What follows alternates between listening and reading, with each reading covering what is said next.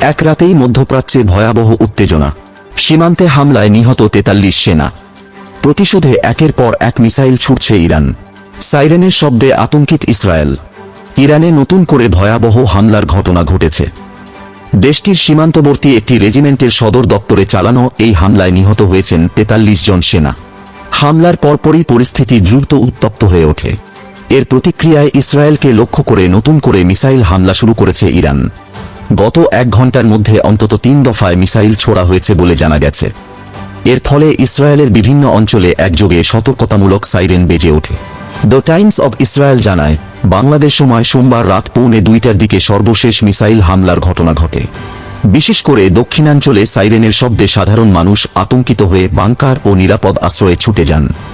অসমর্থিত সূত্রের দাবি, একটি মিসাইল সরাসরি তেল আবিবে আঘাত হেনেছে।